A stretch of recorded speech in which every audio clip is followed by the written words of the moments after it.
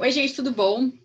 Hoje eu convidei para estar aqui conosco um professor nosso aqui da casa, que é o Dr. Felipe Cardoso Moreira de Oliveira, nome de nobreza portuguesa, que é, mestre em ciências criminais, doutor em direito, especialista em ciências criminais, professor, da nossa escola de direito, fundador do ITEC, enfim, o currículo é gigantesco, né?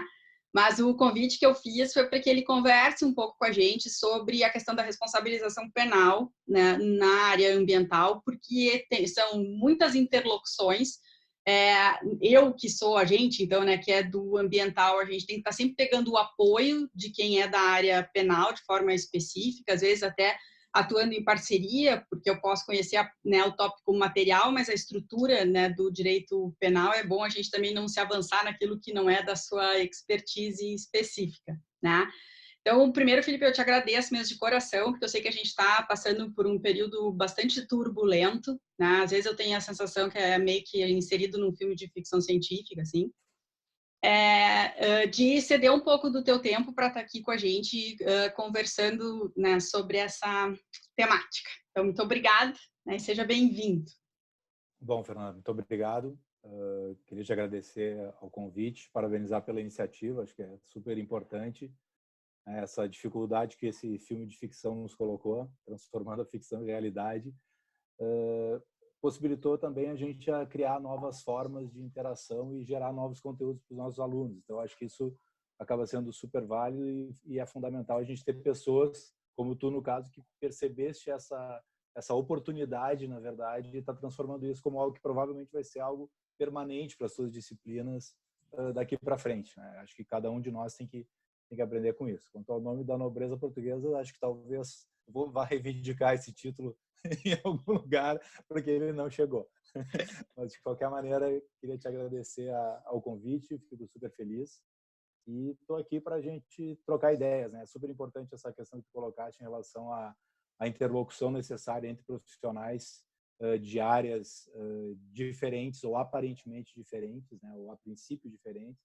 Mas quando a gente fala em direito penal e fundamentalmente em direito penal hoje, como a gente fala, né? O direito penal, não o direito penal ortodoxo com o qual a gente está acostumado a pensar. Sempre que a gente fala em direito penal, a gente pensa num júri, né? Isso. Mas o direito penal secundário, digamos assim, ele traz essa interlocução necessária com as outras áreas, né? Então, assim como tu, quando vais atuar num processo de direito ambiental e tem uma repercussão criminal, vai buscar um criminalista, não há como um criminalista trabalhar num processo de direito penal ambiental sem ter ao lado um advogado da área de direito ambiental propriamente dito, né? Por quê? Porque justamente, né, a gente vive num momento em que a construção do conhecimento é cada vez mais um processo conjunto, né, e não há mais espaço para aquele profissional que acha que sozinho vai resolver todos os problemas.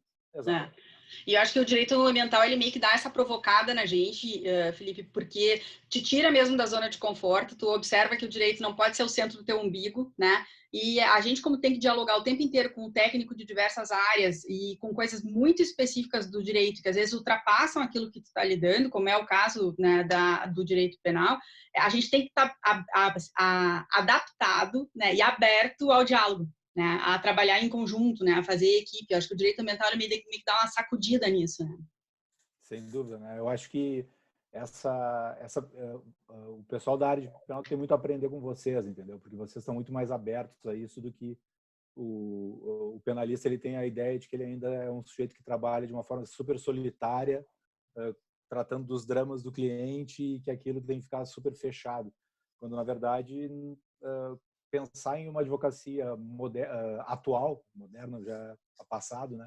Mas atual, ela implica necessariamente uma construção permanente de interlocução com pessoas e profissionais das mais variadas áreas e pessoal do direito de outras áreas também, né? Então, acho que é super válido.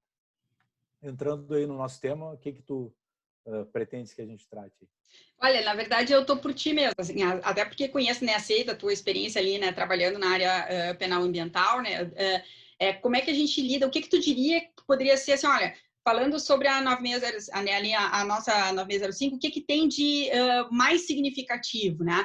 Aí, claro, aquela coisa até que eu pensei contigo, a gente fala sempre na norma penal em branco, fala no crime de perigo abstrato, fala como é que essas relações todas se vinculam, como é que a gente pode falar dentro do processo penal mesmo, né?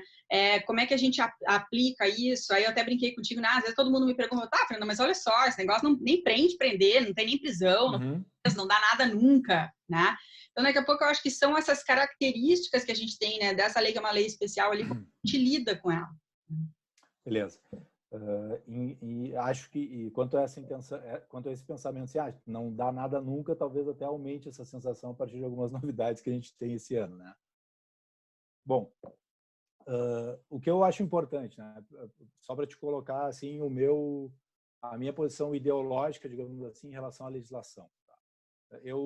Eu penso que a legislação ela é muito branda mesmo em relação à questão ambiental, tá? O que pode ser algo paradoxal para um advogado que já advogou para várias empresas em relação a crimes ambientais falar, mas eu penso que a nossa legislação ela é uma legislação ultrapassada, tá? Porque na questão criminal, tá? Porque muito do que se falava e se pensava em crimes lá no final da década de 90 passaram a se transformar em grandes atividades econômicas nos anos 2015, 2010 para cá, mais ou menos, né? Se a gente for verificar, né, tirando o tráfico, claro, sem entrar em questão de crimes digitais, que agora passam a ser uma grande forma de obtenção de extorsão ou de vantagem econômica, mas pegando tráfico de drogas, tráfico de armas, saindo desses 3 crimes, digamos assim, a gente vai ter tráfico de animais como uma das atividades mais rentáveis no mundo, a gente vai ter tráfico ilegal de madeira como uma das mais rentáveis no mundo, tráfico de barbatanas de tubarão, quer dizer, então a gente tem uma série de alterações, digamos assim, na perspectiva econômica das atividades que gerariam uma maior necessidade de responsabilização criminal. Quando a gente vai falar, por exemplo, em tráfico de animais, a nossa legislação ela vai ingressar lá na Lei 9.605 no mesmo tipo penal que determina como crime perseguir um animal, por exemplo. O que é um absurdo, então, né? O que é um absurdo, né? Então, quer dizer, é o crime da caça, é o crime da perseguição, e aí ali dentro a gente coloca a questão do tráfico de animais. Claro, dá para a gente construir outras coisas no tráfico de animais, né? Dá para a gente colocar, dependendo do grau de investigação, se faz parte de uma organização criminosa ou não. E aí, no caso, a gente teria uma pena que vai de 3 a 8 anos. Aí sim, significativo.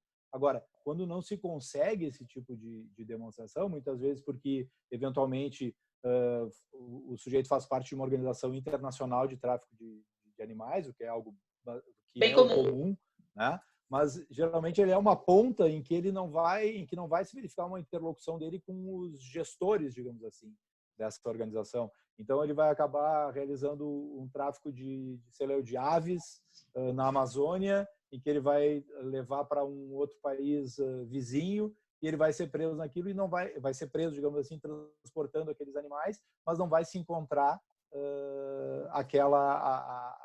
a possibilidade de uma investigação ou de vinculação dele com uma organização criminosa propriamente dita, né? Então, se a gente for analisar exclusivamente esse tipo penal, ele é muito brando, realmente, né? A gente vai ter uma pena aí que vai de 6 meses a 1 ano, né? Então, quer dizer, como é que nós vamos enfrentar esse tipo de situação? Primeiro, considero brando. Tá? Segundo ponto, além do fato de ser uma legislação com penalidades brandas, mas essas penalidades brandas fundamentalmente em relação a determinada natureza de determinados delitos, falta de especificação em relação a determinados delitos, como eu estava falando, né? Isso trouxe como consequência, no nosso judiciário, um alargamento da esfera da responsabilidade penal. Tá? Então, o Superior Tribunal de Justiça, fundamentalmente, quando ele percebeu que a lei ambiental, ela de certa forma, ela amarrava o intérprete, ela amarrava o juiz no momento de atribuir uma responsabilidade ou buscar reprovar a conduta de alguém, condenando criminalmente, na verdade, acabou se estabelecendo um alargamento dos conceitos jurídicos, o que a gente também não pode aceitar. Entendeu? Essa é a dificuldade que a gente tem. Né? Quando o jurista se propõe a enfrentar uma determinada situação e fazer a aplicação da lei e interpretar, né, qual é a norma contida naquele dispositivo, ele necessariamente ele não pode esfacelar ou desestruturar o sistema de responsabilidade estabelecido. O que a gente verifica hoje na questão da atribuição da responsabilidade penal, e talvez isso só ocorra justamente porque as penas são brandas, né? É um alargamento da atribuição da responsabilidade, né? Assim, enquanto que no direito penal, né, como tu já deve ter ensinado para os seus alunos, a gente tem uma responsabilidade subjetiva, assim lá como na esfera administrativa, na esfera civil ambiental a gente tem uma responsabilidade objetiva. Ocorre que, pelo fato de também muitos doutrinadores tratarem mal a questão da responsabilidade penal e confundirem conceitos de direito penal, como questão da culpabilidade, com a atribuição de efeitos de uma determinada conduta, como já vou explicar para ser mais claro para os alunos, isso trouxe como consequência um manejo inadequado da responsabilidade penal, chegando até mesmo hoje a gente conseguir perceber a atribuição de uma responsabilidade penal objetiva. Tá? E eu já vou chegar lá. Tá? O que acontece? Que é assustador, né? Que é super assustador, né? Porque justamente acaba com qualquer estrutura de direito penal. Quer dizer, a gente não precisa ter punição na esfera civil, administrativa e penal se nós vamos tratar tudo da mesma forma. Né? Já tem aquela questão na esfera administrativa também, que eu nem sabia, né, e soube há pouco tempo, que o pagamento da multa o sujeito passa a ser considerado reincidente em caso de uma nova infração. Né? O que, para mim, já é algo que viola completamente a compreensão jurídica. Exato. Total, né? Então, mas retornando, quer dizer, na questão criminal, o que a gente tem? Quando se estabeleceu a responsabilidade penal da pessoa jurídica, os penalistas, a maioria dos penalistas, na verdade, né, se lançou contra a Lei 9.605, dizendo o seguinte: olha, não se pode atribuir responsabilidade penal para uma pessoa jurídica porque isso fere a teoria da culpabilidade. De fato fere, mas não é essa discussão, não é esse o foco da questão, na minha percepção e na análise que eu faço da Lei 9.605. A Lei 9.605 ela não busca imputar uma ação ou omissão a uma pessoa jurídica. Ela imputa a ação ou omissão a uma pessoa natural que age em favor dessa pessoa jurídica, em benefício da pessoa jurídica, a partir de uma determinação de quem tem poder para isso. Tá? E daí fala lá em representante legal, representante contratual, etc. E a pessoa jurídica ela sofre um efeito dessa conduta, certo? Que é a aplicação de uma sanção penal em relação a ela. Por quê? Porque ela é a beneficiária. Não que ela pratique a conduta propriamente dita. Tá? Isso é importante. Tá? Isso é importante por quê?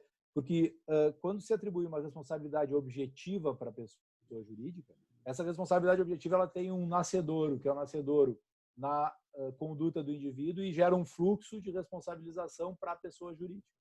Esse é o fluxo. Esse fluxo ele é importante, porque eu analiso a ação e omissão desse sujeito aqui, da pessoa natural, e não da pessoa jurídica. Tá? O que acontece? Acontece que a jurisprudência, inicialmente, se entendia que era necessário haver uma dupla imputação da pessoa física e da pessoa jurídica. E de 2017 para cá, fundamentalmente, já em 2015 a gente tem decisões, mas de 2017 para cá passa-se a ser aceita a imposição exclusivamente de sanção penal para a pessoa jurídica, o que é um problema também. Tá? Por quê?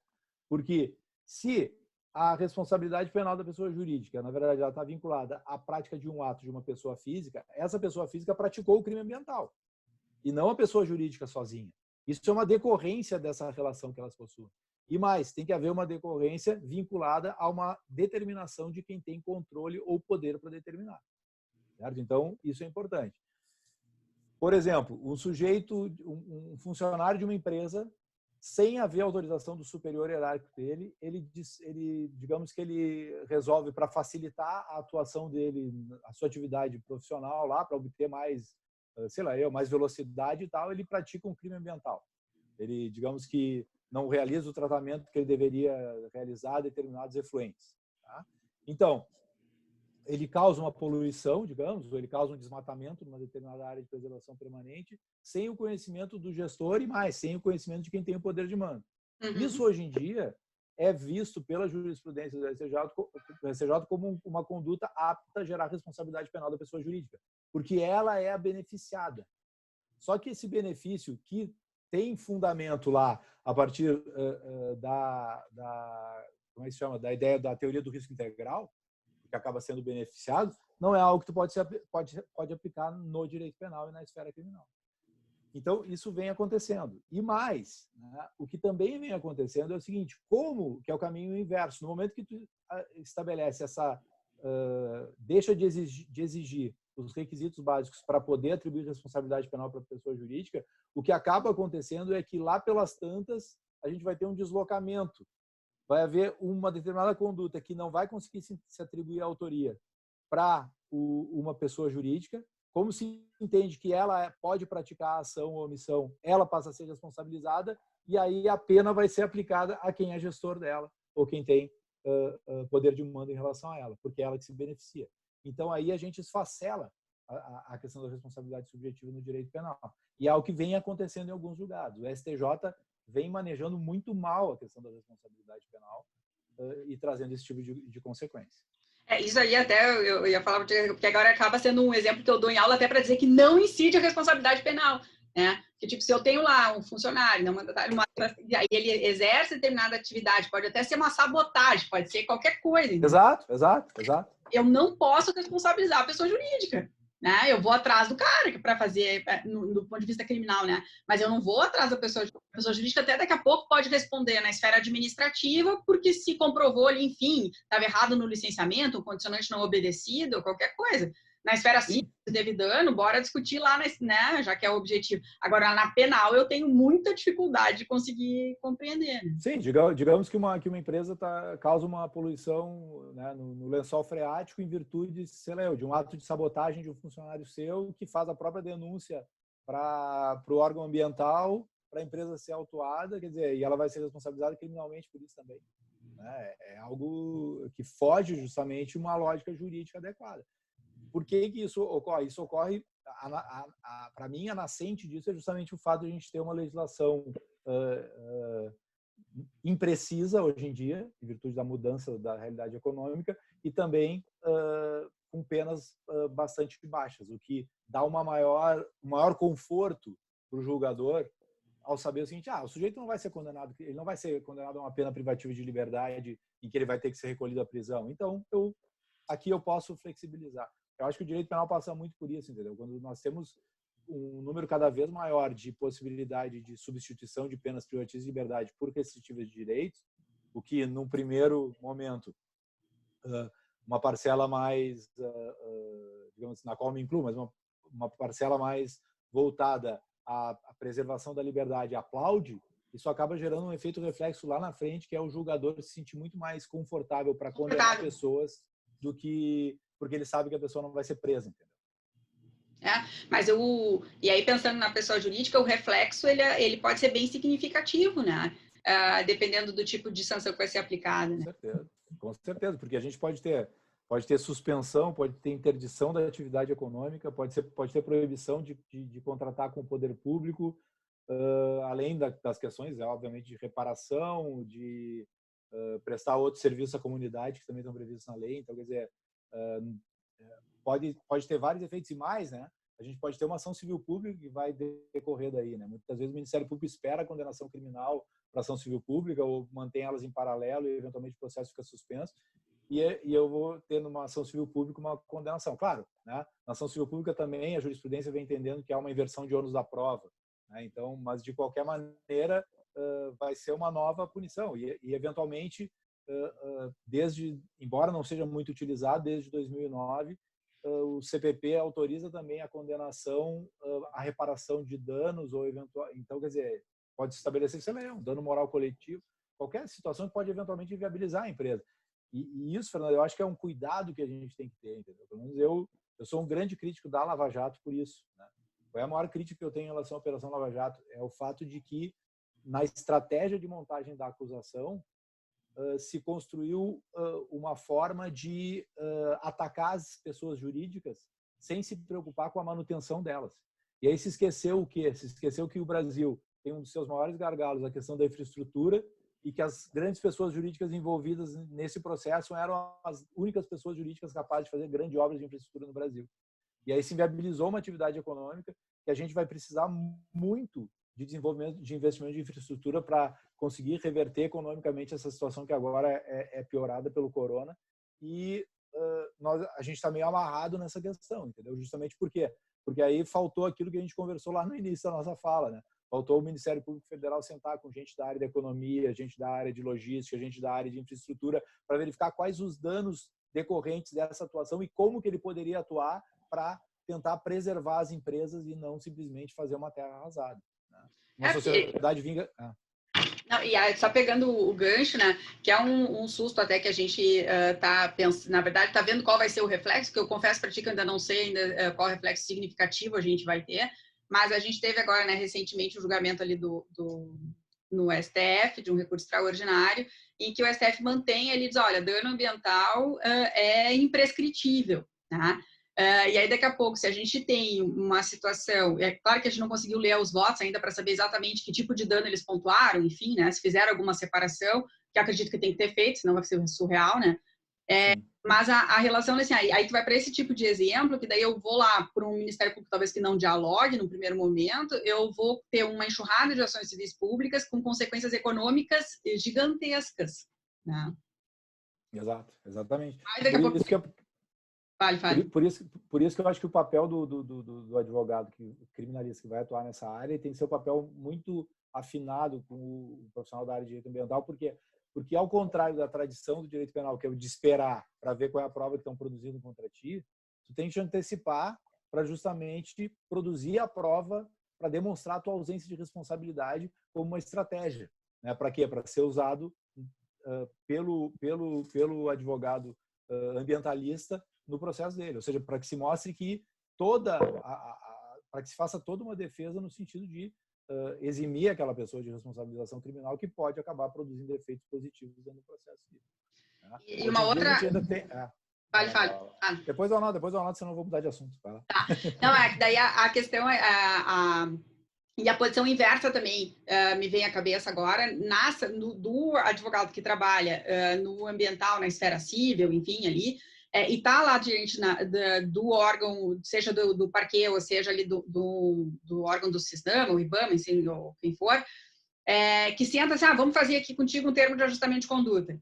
E aí o cara, inadvertidamente, o advogado vai dizer, não, deixa para mim, né? Vou ter uma ação civil pública a menos nas costas da criatura, então eu vou lá e assim, eu esqueço de ver se de fato aquilo ali vai ter uma consequência penal ali na frente, né? Porque às vezes o que a gente está assumindo num TAC ali, ela está tipificada, né? E o cara do MP não vai simplesmente dizer, que tu assumiu aqui comigo e está resolvendo o civil, eu vou te abrandar no penal, né? Não, ele não vai, né? E aí como é que eu me defendo?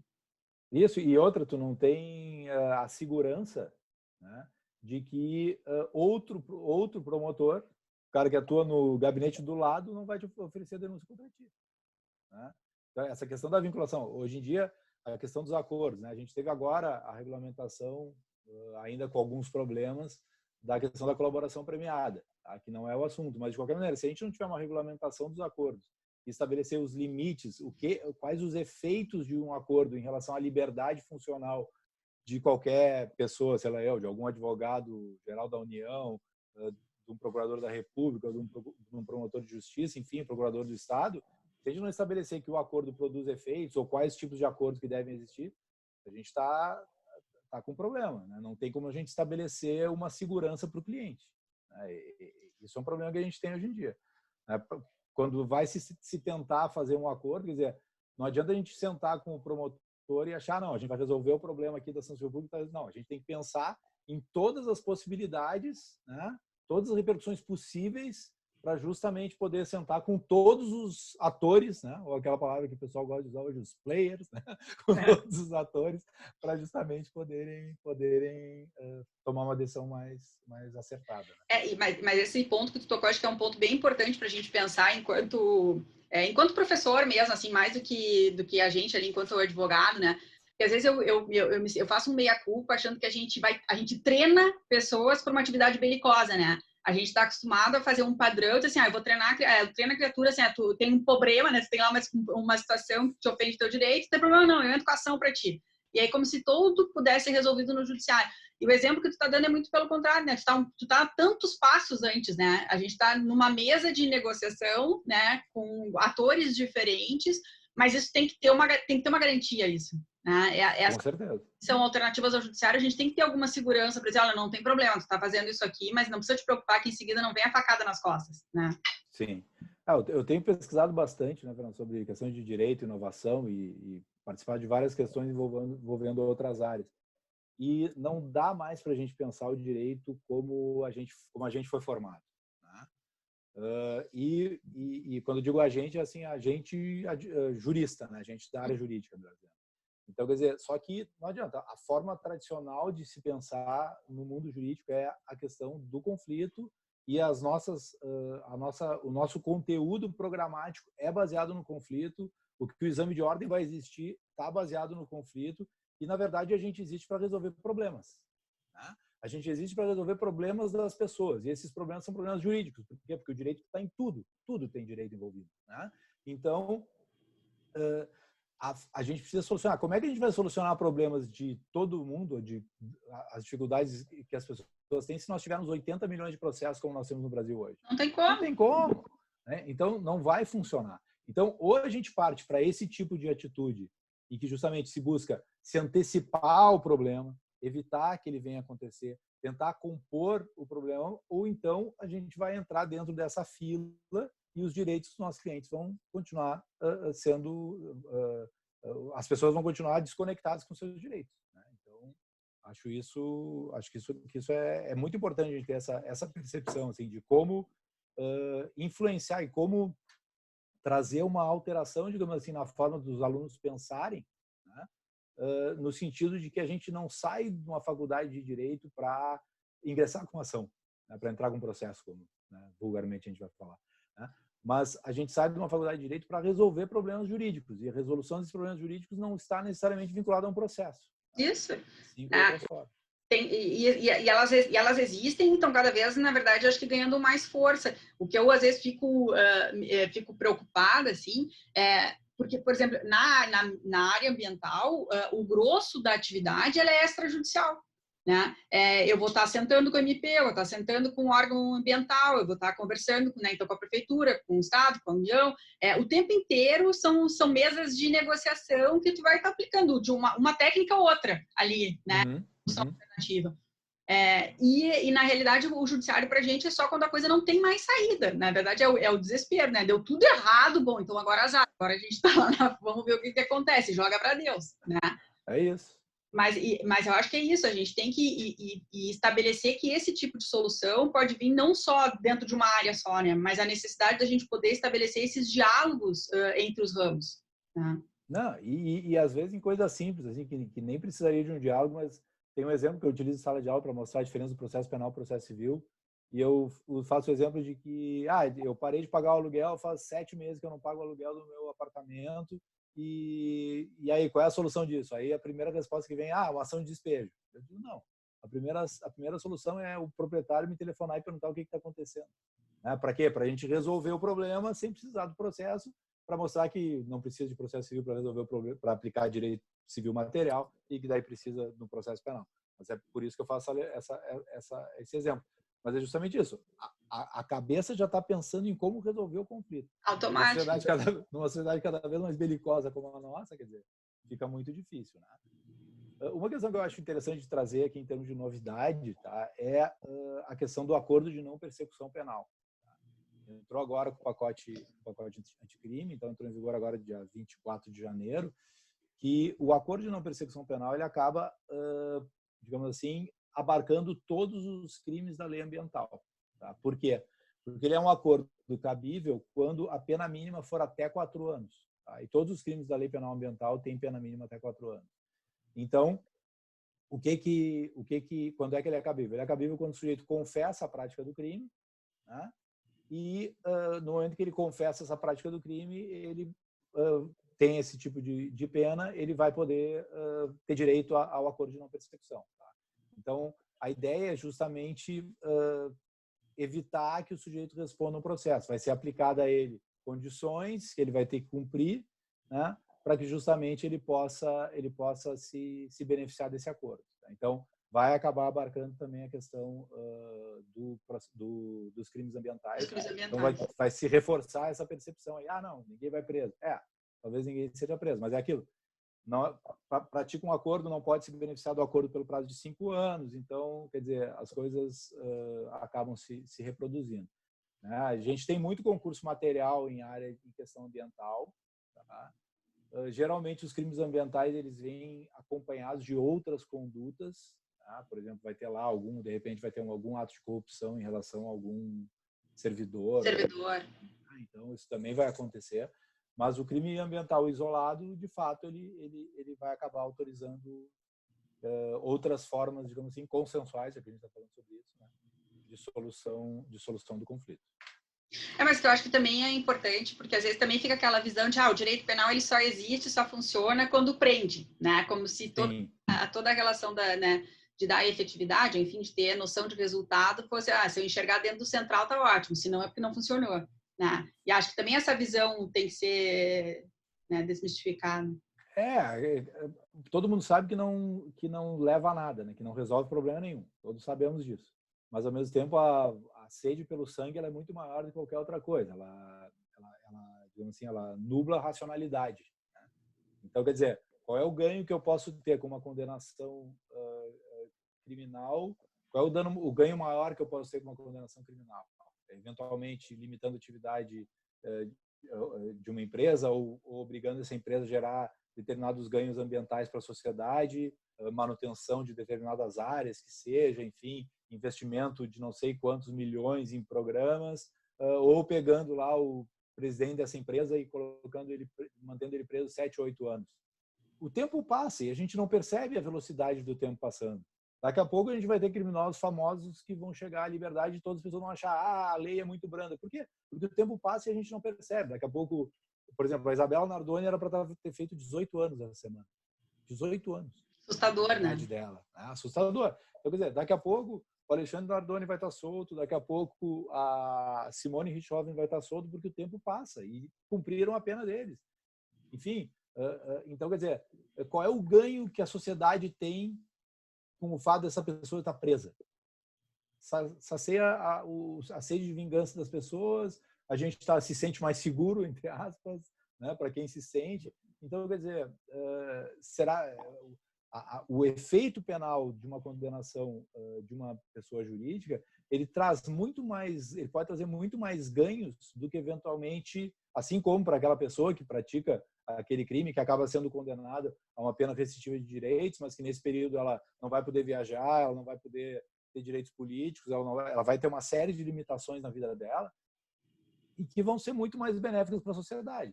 O que eu prefiro? Eu prefiro ter uma empresa que gera riqueza, que praticou um crime ambiental, que tem 2.000 funcionários.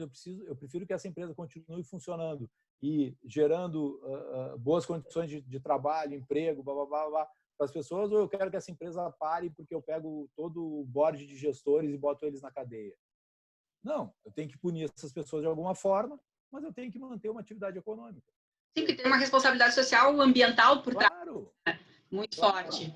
Até quando deu os estouros ali, né, tanto em Brumadinho, Mariana e tal, algumas imagens são bem emblemáticas, assim, né, porque principalmente ali Mariana, eles fizeram a população fez cartazes, volta Samarco, né? Exato. Mas assim, como? Por quê? Não, porque aquela cidade vive daquela atividade econômica. E se a gente só diz assim, eu quero que feche tudo, acabe tudo, eu esqueço que eu tenho ali uma quantidade gigante de pessoas que sobrevive daquilo, né? Então, como eu costumo até brincar com as pessoas, falam assim, mas tem que acabar com a mineração. Eu falei assim, tá fácil falar isso usando o telefone celular, computador, né? Ou seja, a gente quer do outro, né? E Minas Gerais não vive de mumu, né? Então, assim, a gente tem que ter noção de onde é que vem as coisas, né? Com certeza, com certeza. Eu prefiro que a empresa pague um super programa ambiental, que faça reparação de área destruída, que ali, enfim, né, que adote espaço público que seja. Né? A gente tem que pensar em legados, né, Fernanda? Quer dizer, qual é o legado daquela tragédia que aconteceu? O legado tem que ser um legado em favor da sociedade, geralmente a partir de um programa ambiental, enfim, de questões que vão durar durante muito tempo e trazer efeitos positivos. tanto para aquela comunidade como para as pessoas, né? Então, quer dizer, o que adianta eu oferecer lá, com a denúncia de Brumadinho lá, 16 pessoas foram denunciadas por 270 homicídios qualificados. Qual é a pena disso? Sei lá vai precisar de um computador para você não identificar qual é a pena possível nesse caso, né? Então, faz sentido isso. Faz lá 270 vezes 30. Então, quer dizer, né? Para cada crime, sem falar que é triplamente qualificado, sei lá qual é a pena possível para isso. Perde vista. Perde vista. Né? Não tem. Ele vai ser condenado a alguns séculos. Isso. Mas acho que a gente tem que... Acho que esse trabalho, acho que é importante, acho que essa coisa da gente pensar essas soluções que são diferentes, e vindo também esse diálogo com o direito penal, acho muito importante, né? Porque normalmente as pessoas têm bastante resistência com aquela ação do direito penal. O direito penal tem que prender, não tem que negociar, não pode falar com ninguém, não pode resolver nada, e pode, né? Tem espaço. Claro que sim. Não, e outra coisa, o próprio pessoal do direito penal, em geral, ele é muito belicoso em relação a qualquer outra forma de pensar. Então, a gente é muito radical em determinado... Não, esse assunto a gente não discute. E a gente paga o preço disso hoje, entendeu? O crescimento de uma jurisprudência mais punitiva, de um discurso cada vez mais forte de necessidade de punição maior das pessoas, é fruto desse embate que a gente não soube fazer, né? Ao invés de fazer o embate, de desconstruir ele e transformar ele em algo, em um diálogo político no sentido de obter uma maior compreensão da situação, abrir mão de determinadas situações que não são lógicas, juridicamente sustentáveis, na verdade, e, enfim, estabelecer outra forma de enfoque, né? Eu sempre fui muito contra a questão da criação do banco genético, né? Do banco de dados genéticos, e, enfim, né, a gente tem uma lei que, embora a gente não tenha uma regulamentação muito clara sobre isso, mas tem lá, e quando surgiu a lei que previa a criação de banco de dados genéticos, ela estabelecia que as pessoas condenadas por crimes, elas eram obrigadas a fornecer material genético para fazer parte do banco de dados. Enfim, e nós, da área penal, todos nós fizemos um gritedo contra isso, que era um absurdo, envolvendo direitos da dignidade humana, blá, blá, blá, blá, blá, blá. E eu comecei a pensar um pouco, refletir sobre isso e fundamentalmente, em virtude de ficar estudando e lendo outras coisas de outros lugares e tal, comecei a perceber que eu não sei se você já ouviu falar, tem um projeto nos Estados Unidos chamado The Innocence Project. Sim. Que é um projeto, tá? E ele é baseado, e a análise deles é basicamente científica e a partir de análises de dados, entre eles de dados de DNA. E eles conseguem provar a inocência ou a condenação equivocada de muitas pessoas em virtude justamente da prova de DNA, com revisões criminais. Tá? Então, quer dizer, se aponta que os criminosos, a pessoa que praticou o crime não é aquele cara que foi condenado à pena de morte, mas sim é uma outra pessoa que está condenada por outro crime, ou outra pessoa que nem foi, que está solta, mas que já praticou outro crime. Então, quer dizer, não, ou seja, no momento que o banco de dados ele é utilizado para esse bem, quer dizer, e no momento em que eu, no meu discurso de penalista, digo que eu não posso admitir de nenhuma forma que um indivíduo inocente seja condenado a uma pena privativa de liberdade, porque isso ameaça toda a estrutura do sistema, como é que eu posso ser contra a criação de um banco de dados genéticos que é apto a provar a inocência de pessoas? É difícil, né? Mas é que eu acho que a resposta automática seria essa, né? Tipo, vai ofender a dignidade da pessoa humana. É a resposta. Exato. É no automático, né? Exato. Mas às vezes a gente tem que se abrir a isso, né? A enxergar quais seriam os outros retornos, as outras, né? Os outros reflexos que isso também teria. Mas é que porque a gente sabe também a utilização das coisas, né? Como podem ser, do jeito que pode ser. Então, claro. É compreensível tudo isso. Agora a gente está vivendo isso, nesse momento que a gente está vivenciando, a questão do uso dos telefones celulares para indicar a localização por GPS da população. É tudo lindo, tudo ótimo. Às vezes, mas é aberto de dados, a gente não vê quem é. Mentira, a gente sabe que vê, né? Todo mundo vê tudo, né? Será? Então, né? Então assim, agora essa estrutura está toda ótima para a gente saber quem é que está fazendo isolamento social e quem é que não está fazendo isolamento social. Mas e daqui a pouco? Daqui a pouco eu vou ver quem está fazendo né, comício na rua, quem está em determinado lugar, quem está fazendo... E aí é um domínio de dados que, querendo ou não, a gente já está submetido. Né? A gente já está aberto a isso. Né? Então, no momento que para mim, o principal problema não é o Estado estar querendo usar isso agora, mas sim o fato de que, até então, as operadoras tinham acesso a esse tipo de informação Exato. Né? Então, quer dizer, o problema não é esse, o problema é cortar a possibilidade da operadora ter acesso a esse tipo de informação, porque em não tendo, o Estado, obviamente, não vai poder ter. Né? Então, essa é isso que a gente tem que repensar a partir desse momento. Né? Bom, o filme do Snowden, aquele, né, para quem não Maravilhoso, viu, né? Eu estou dizendo, a gente tá vivendo vários períodos muito interessantes. Mas a questão até que a gente também vivenciou há pouco as discussões nossas, assim, que tipo de programa a gente vai utilizar para facilitar a comunicação, esse ou aquele, esse tem déficit de segurança, aquele não tem. Eu confesso que eu não sei se eu já estou virando uma, né, estética em tudo com relação às coisas, mas eu já vendi alma pro diabo na hora que eu aceitei lá fazer e-mail, na hora que eu botei no Facebook, na hora que eu entrei no Instagram, na hora que eu fiz aquilo, já deu, meu filho, já foi, entendeu? É verdade. Né? Isso. Quando eu fiz a minha dissertação, Fernando, foi sobre crimes de informática. Tá? Eu fiz isso lá em 99, 2000. Tá? Não tinha quase nada nisso. Né? Mas aí era a questão ali que eu estava inculcado na época, era assim, né, bem CDF penal, assim, pensando, o bem jurídico da norma, qual seria o bem jurídico tutelado e tal. Aí eu fui direto na intimidade, daí eu comecei a pesquisar, e um dia eu pensei, não pode ser intimidade. Porque se for intimidade, nada vai funcionar em termos digitais. Tu tem que buscar um outro bem jurídico. Aí, enfim, daí desenvolvi ali, não interessa. Mas é aquilo, quando a gente entrou para o mundo digital, a gente fez o acordo de abrir mão de uma parcela da nossa intimidade, sem dúvida nenhuma. A questão é qual é o tamanho dessa parcela, o que a gente está disposto e como que cada atitude de nós no ambiente digital ela tem uma consequência e a gente tem que saber disso. Quando a gente entra no site lá e diz lá o aviso, sempre aparece, esse site tem cookies, não sei o que, você aceita? Aceito. É muito importante. Claro. Se disser que não aceita aquele site, tu não vai entrar lá dentro, beleza? Vai usar, então tu nem leu, aceita o contrato, leu o contrato, aceita, liberta. É isso aí. Ninguém aceitou. Felipe, olha, muito obrigada mesmo, assim, acho que foi uma conversa bem bacana. E, na verdade, me deu ideias para várias outras conversas, né, de se falar, porque eu acho que a gente está precisando dar uma chacoalhada mesmo, né, isso que é o direito posto, né, que a gente realmente tem que mudar. Né? Tem que chacoalhar. Tem que chacoalhar, porque acho que uma das coisas, as coisas elas já vinham incomodando, né, a gente já se sentia incomodado com o jeito que andava, mas acho que situações como essa da pandemia que vão provocar uma nova situação para todo mundo, do ponto de vista social, econômico, nosso de trabalho, a gente vai ter que pensar num outro direito para isso. A gente vai ser muito requisitado, porque vai ter muito problema, né? Agora, como a gente vai resolver esses problemas vai depender da gente também. Se a gente continuar nesse modelo tradicional, que a gente vem fazendo o tempo inteiro, e a gente vem doutrinando as pessoas, a gente não vai resolver nada. Né? A gente só vai criar mais problema. Não vai. Não vai. Então, quer dizer, tem algumas atitudes, assim, só para terminar. Por exemplo, quando a OAB se lança lá contra o aplicativo que resolve problemas de pessoas que tiveram atraso em voos e tal. Né? Então, quer dizer, o ambiente jurídico está caminhando na contramão do que está acontecendo. Tá? A gente vai ser muito impactado por tecnologia a partir de agora. O direito é a próxima bola da vez em termos de inovação tecnológica.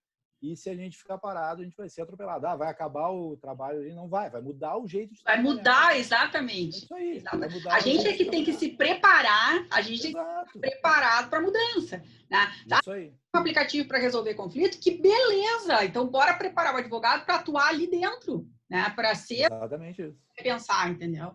Porque a inteligência artificial não pensa sozinha, ela consegue domar algumas coisas que a gente criou, né? Exato. Então, ela tem um programador inicial, né?